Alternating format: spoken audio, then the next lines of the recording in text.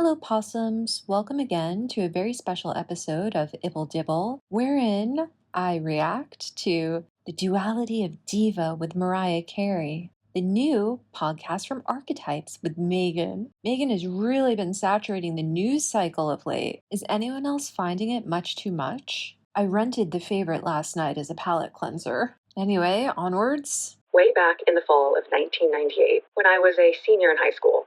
For fuck's sake, not again. Megan, the forerunner in 25-year-old news. She didn't have any of the negative connotations we may hold today. I mean, my classmates and I were so into this version of divadom at the time.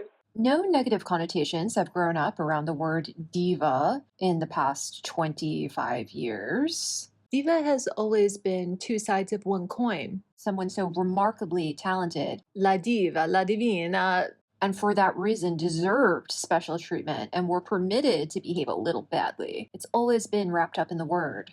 When I think of diva, I think of the opera soprano.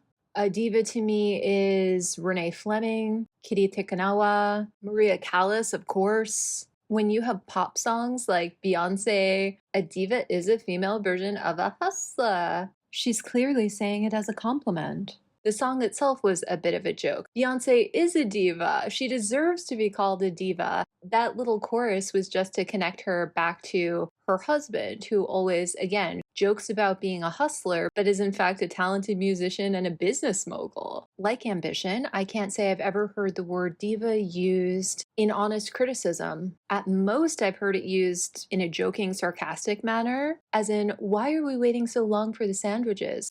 Oh, you asked for the crusts to be cut off? Diva. So again, the whole premise of this podcast is just nothing. Diva is not a word holding women back, in my opinion. But let's keep going. My classmates and I were so into this version of divadom at the time. We even named our next high school dance. Oh gosh, it's embarrassing to say it. Yeah, we called it Planet Diva. Why is that embarrassing, Megan? High school was a long time ago. And stop saying really boring stuff in a conspiratorial whisper. Do you know how disappointing that is? Diva is Maria Callas, honey, you know? Diva is the grand dame. Diva was not a negative connotation. Like, that's the aspiration. Diva is who they came to see. Exactly. Who is this speaking sense to Meghan Markle? That voice belongs to actor and comedian Amanda Seales. Great. Thank you, Amanda. Someone had told me that the word diva being attached to me was like an albatross around my neck that was preventing me from getting work. And it was like, before I was even showing up, just that word being attached to me was canceling me out of stuff. I would like more details on this. There's a big difference between a bad stage name holding you back and bad behavior holding you back. Which one was it, Amanda? I've been stuck on this one for a while because somewhere along the way, and I can't quite place where, but this word diva, which actually means goddess in Latin, the word just warped. Did it though? It went from high class to high maintenance. I don't think so. I think it always encompassed both. From fun, like, yes, diva, to, she's such a diva. Disagree. I think she's such a diva came before yes, diva. These days, it's so often used to tear a woman down. Is it? I genuinely can't think of an example. Hey, I'm MC. You can call me Mimi. You can call me Mariah. Yay! I love Mariah. Hi, darling. I don't think, am I supposed to be able to hear myself? Because I can't. You can't? Now we can fix it. Oh my gosh. Hello? Oh, Mariah always cracks me up. How many years in the business and she's still pretending she doesn't know how to use a mic? And another thing you'll need to take my word on is Mariah's fabulous outfit. I mean, we're sitting here looking at each other over a screen, and she's wearing this silk embroidered gown that's wrapped around her with gorgeous canary diamonds dripping down her neck.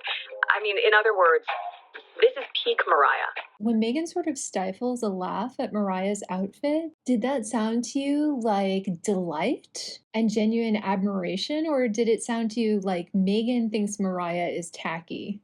But you see, I'm still in my same mom dress all day covered in dog hair. If you're not dressed well, there's no need to comment upon it. Nobody believes that you're a hard-working mom, Megan. You both have a staff in the double digits. Did a little cameo on the BET Awards, which we love BET, Black Entertainment Television. This was my number, and I just woke up and I was in it, and here I am. I wonder if Mariah feels the need to shout out this network as a thank you, or if she's testing Megan's blackness here. Has Megan ever even seen BET? She's won 5 Grammys. She was inducted in the Songwriters Hall of Fame in 2022. Only one of 33 women welcomed in since 1969, compared to more than 400 men. Megan's sort of glossing over that fact, and I find it far more interesting than I think I will the rest of this podcast. But the name Mariah Carey, it hasn't always been synonymous with extravagance. She grew up poor in a mixed-race family at a time when interracial marriages were pretty rare in the U.S. Her parents divorced when she was young. She moved around a lot. And our conversation begins with something that I can relate to.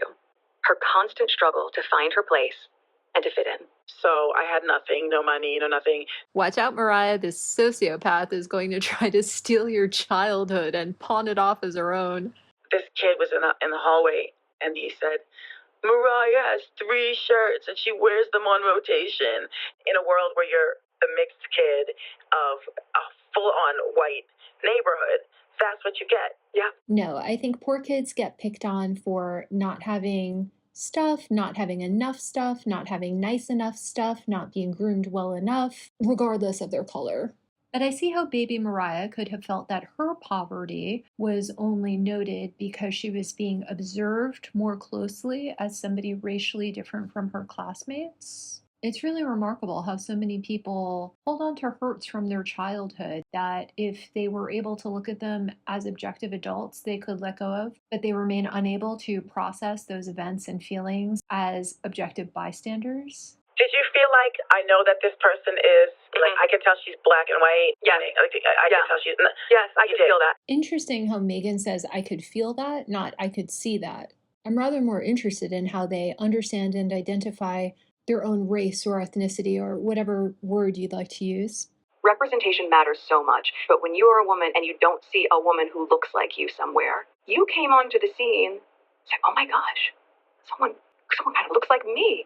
Before Mariah, there were women who looked like Megan, lauded for their beauty on American TV screens. What about Whitley?